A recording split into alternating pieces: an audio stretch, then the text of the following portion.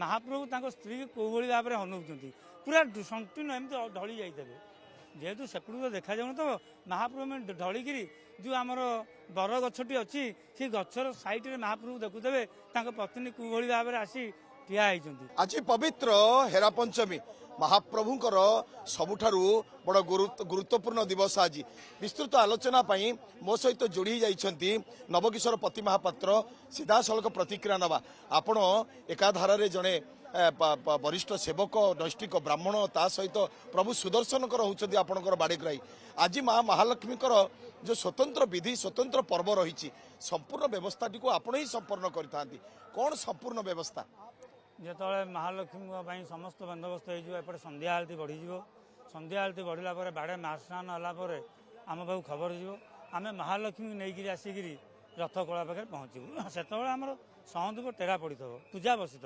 जिते पूजा बस महालक्ष्मी आसिक रथ कलार पहुँचे रथ कलार विद्यापति समस्त कार्य सरला रथर गोटे पार्श्वर गोटे पट्टा छड़िया से पट्टाटा छड़िया महालक्ष्मी विराजमान हे जयविज द्वार जयविज द्वार को गला बस महाप्रभु आम खाई बसते खाइबा अवस्था कहीं क्या स्वागत करते कि आम जगन्नाथ एत दयालु एत माने स्त्री के प्रति प्रेम भाव सी गोटे हारटी आणिक महालक्ष्मी देते महालक्ष्मी यार अर्थ बुझी न पारिक राग जर्जर फेरी जाइए आनंद बजार भितर छंगर कार्य सरला महालक्ष्मी बाहुड़ी जी श्रीमंदिर को किभली भाव में जिते जीवे बाहुड़े से गोटे व्यवस्था विधि रही गोटे नीति रही महाप्रभुंर नंदीघोष रथरू खंडे काठ भांगी से चलीजे हेरागोरी साई सी जो नीति कौन ना जिते महालक्ष्मी आसी पहुँचीजे से समय जिते विद्यापति द्वारा कम सरीज से बेले आमर रथर पट्टाटे छड़िया जाए तापर महालक्ष्मी जयविजय द्वार जाए जिते महालक्ष्मी आनंद बजार देके आसवे आउ रथ कला को आसबे सी सीधा सीधा हेरागोरी साई पलैबे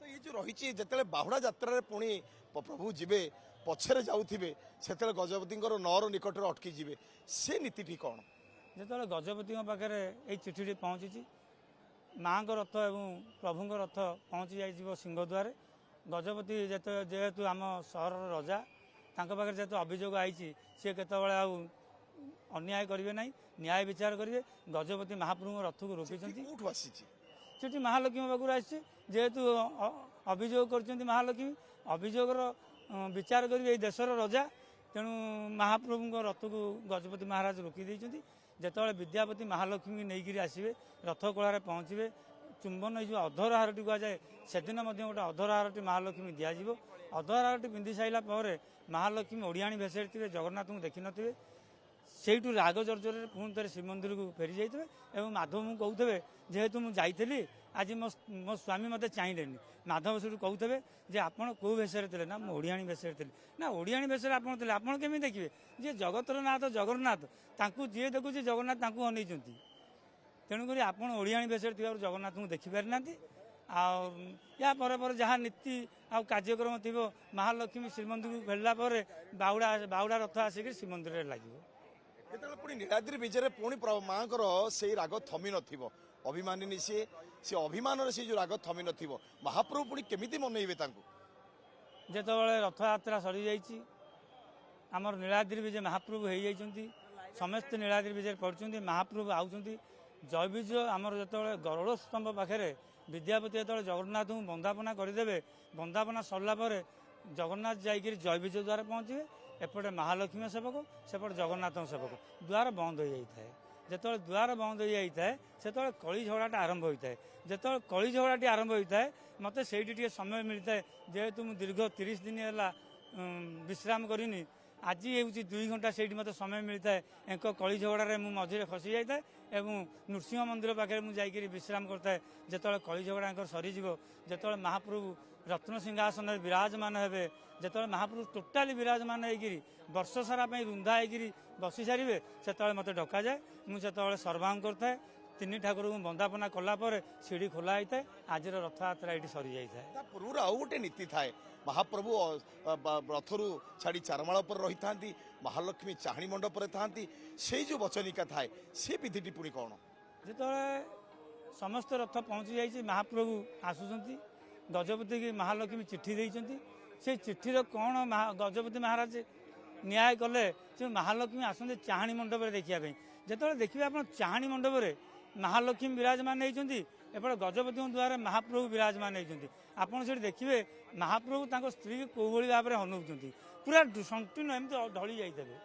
ଯେହେତୁ ସେପଟକୁ ତ ଦେଖାଯାଉନଥିବ, ମହାପ୍ରଭୁ ଢଳିକିରି ଯେଉଁ ଆମର ବର ଗଛଟି ଅଛି ସେ ଗଛର ସାଇଡ଼ରେ ମହାପ୍ରଭୁ ଦେଖୁଥିବେ ତାଙ୍କ ପତ୍ନୀ କୋଉଭଳି ଭାବରେ ଆସି ଠିଆ ହେଇଛନ୍ତି। ତାପରେ ମହାଲକ୍ଷ୍ମୀ ଦେଖିବେ ଗଜପତି ତାଙ୍କ କାର୍ଯ୍ୟ କରୁଛନ୍ତି।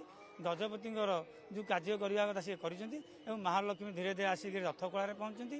ବିଦ୍ୟାପତି ରଥ ଉପରେ ଚଢ଼ି ଯେତେବେଳେ ହାରଟିଏ ଦେଇଦେବେ, ମହାଲକ୍ଷ୍ମୀ ଅଭିମାନର ସହିତ ପୁଣି ମନ୍ଦିର ଫେରିଯିବେ। ପୁଣି ମାଧବଙ୍କୁ କହୁଥିବେ ନା ନା ମୁଁ ଯାଇଥିଲି, ମୋତେ ମହାପ୍ରଭୁ ପଚାରିଲେନି। ମାଧବ ପଚାରୁଥିବେ ତମେ କେଉଁ ବେଶରେ ଥିଲ, ନା ମୁଁ ଓଡ଼ିଆଣୀ ବେଶରେ ଥିଲି। ମହାପ୍ରଭୁ ଆଉ ମାଧବଙ୍କର କଥା ସରିଲା ପରେ ମହାଲକ୍ଷ୍ମୀ ଚାଲି ଯାଇଛନ୍ତି ଏବଂ କଳି ଝଗଡ଼ା ସରିଯାଇଛି। ଏଇ କଳି ଝଗଡ଼ା ସରିଲା ଭିତରେ ଯେଉଁ ଆମର ଗୋଟେ ପ୍ରଶ୍ନ ଉଠୁଛି କେମିତି ମନେଇବା, ଯେତେବେଳେ ମହାପ୍ରଭୁ କହିଛନ୍ତି ଦେଖ ମୋତେ ଆଉ ଲୋକହସା କର ନାହିଁ, ବର୍ତ୍ତମାନ ଏଠି ସେବକ ଅଛନ୍ତି, ଭକ୍ତ ଅଛନ୍ତି, ମୋତେ ଛାଡ଼। ଏଠି ଯେତେବେଳେ କାଲି ଶୟନ ପୂର୍ଣ୍ଣିମା କରାଯିବ, ମୁଁ ଶୟନ ପୂର୍ଣ୍ଣିମାର ଟୋଟାଲି ବିବରଣୀ ଆପଣଙ୍କୁ କହିବି। ଏବଂ ଶୟନ ପୂର୍ଣ୍ଣିମା ଆଇଛି ଏବଂ ରସଗୋଲା ଭୋଗ ସରିଯାଇଛି। ମହାଲକ୍ଷ୍ମୀ ଚାଲି ଯାଇଛନ୍ତି ଭଣ୍ଡାର ଘରକୁ, ମହାପ୍ରଭୁ ଚଢ଼ି ଯାଇଛନ୍ତି ରତ୍ନ ସିଂହାସନରେ। ବିଦ୍ୟାପତିଙ୍କ ସମସ୍ତ କାର୍ଯ୍ୟ ସରିଲା ପରେ ସେ ଚାରମାଳ ଖୋଲାଯାଏ। ଆସନ୍ତା ନୀଳାଞ୍ଚଳ ଭୋଗ ପାଇଁ ସମସ୍ତ ବନ୍ଦୋବସ୍ତ କରାଯାଏ। କିନ୍ତୁ ମହାପ୍ରଭୁ ବୁଝାଉଛନ୍ତି ମହାଲକ୍ଷ୍ମୀ କି ଆଜି ଅପେକ୍ଷା କର, କାଲି ହେବ ଶୟନ ପୂର୍ଣ୍ଣିମା। ଶୟନ ପୂର୍ଣ୍ଣିମାରେ ମହାପ୍ରଭୁ କ'ଣ କହୁଛନ୍ତି, କ'ଣ ଆପଣ ପାଇଁ ରଖିଛନ୍ତି, ସେଟା ମହାପ୍ରଭୁ ବୁଝାଉଛନ୍ତି। ମହାଲକ୍ଷ୍ମୀ କହୁଛନ୍ତି, ମହାଲକ୍ଷ୍ମୀ କହୁଛନ୍ତି ନାଇଁ ନାଇଁ ନାଇଁ ନାଇଁ, ମୁଁ ଏ କଥା ଶୁଣିବିନି। ମିଠାପାଟି ସରିଗଲେ ମଧ୍ୟ ମୋ ସାଙ୍ଗରେ ଗୋଟେ ଯାତ୍ରା କରିବାକୁ ପଡ଼ିବ। ନା ଠିକ୍ ଅଛି, ଆଜିଠୁ 9 ଦିନ ଯାତ୍ରା ତୁମ ପାଇଁ ମୁଁ ଗୋଟେ କରିବି, ଯେଉଁଟାକି ବିଜୟା ଦଶମୀ ଦିନ ଶେଷ ହେବ। ଆମର ସପ୍ତମୀ ଠାରୁ ଦୁର୍ଗା ପୂଜା ସପ୍ତମୀ ଠାରୁ ବିଜୟା ଦଶମୀ ପର୍ଯ୍ୟନ୍ତ, ଯେଉଁଟାକି 16 ଦିନ ଯାତ୍ରା ମୁଁ ତୁମ ସାଙ୍ଗେ କରିବି। ଏଙ୍କ ସାଙ୍ଗେ 9 ଦିନ କଲି, ତା ସାଙ୍ଗେ ଡବଲ୍ କରିବି, ତୁମ ସାଙ୍ଗରେ 16 ଦିନ ଯାତ୍ରା କରିବି। ଯେଉଁଟାକି ଆମର ବିଜୟା ଦଶମୀ ଦିନ ସେ ଯାତ୍ରା ସରିବ। ବିଜୟା ଦଶମୀ ଦିନ ମହାପ୍ରଭୁ ଆସିବେ ଜଗନ୍ନାଥ ବଲ୍ଲଭ।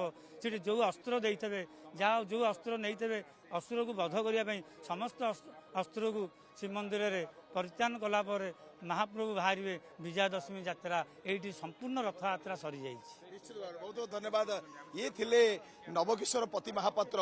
ଜଗନ୍ନାଥ ସଂସ୍କୃତିରେ ସବୁଠାରୁ ହେରା ପଞ୍ଚମୀ ହେଉଛି ଗୋଟେ ସୁନ୍ଦର ଅଧ୍ୟାୟ। ଏ ମାନବୀୟ ଲୀଳାର ଇଏ ଏକ ଅଧ୍ୟାୟ। ନିଜର ସ୍ତ୍ରୀ, ବିବାହିତ ସ୍ତ୍ରୀ ଗଇଁଠାଳ ଫିଟିନି, ସେତେବେଳେ ମହାପ୍ରଭୁ ଭାଇ ଓ ଭଉଣୀକୁ ଧରି ନବଦିନାତ୍ମକ ଯାତ୍ରାରେ ଆସିଗଲେ। ମହାଲକ୍ଷ୍ମୀ, ଅଭିମାନିନୀ ମହାଲକ୍ଷ୍ମୀ ଆଜି ଆସିବେ ସେ ମାନଭଞ୍ଜନ କରିବା ପାଇଁ। ଏବଂ ସେ ଯେଉଁ ସ୍ୱତନ୍ତ୍ର ନୀତି ରହିଛି, ସେ ନୀତିରେ ଏ ନବକିଶୋର ପତି ମହାପାତ୍ରଙ୍କ ବଡ଼ ଗୁରୁତ୍ୱପୂର୍ଣ୍ଣ ଭୂମିକା ଆପଣ ଶୁଣୁଥିଲେ। କିଭଳି ଭାବରେ ଶେଷ ପର୍ଯ୍ୟନ୍ତ ନୀଳାଦ୍ରି ବିଜେ ନୁହେଁ, ମହାପ୍ରଭୁ ପୁଣି ପ୍ରତିଶ୍ରୁତି ଦେବେ ଯେ ତୁମ ପାଇଁ କରିବେ ମୁଁ ଗୁପ୍ତ ଗୁଣ୍ଡିଚା। ଯେତେବେଳେ ଦ୍ୱିତୀୟ ଗୁଣ୍ଡିଚା ପାଇଁ ପ୍ରତିଶ୍ରୁତି ପାଇବେ, ମହାଲକ୍ଷ୍ମୀ ଆଶ୍ୱସ୍ତ ହେବେ, ଶାନ୍ତ ହେବେ, ତାଙ୍କ ମନ ତରଳି ଯିବ। ପୁଣି ମହାପ୍ରଭୁଙ୍କର ସ୍ୱାମୀ ସ୍ତ୍ରୀର ସମ୍ପର୍କ ପୁଣି ଚାଲିବ। ଇଏ ହେଉଛି ମାନବୀୟ ଲୀଳା।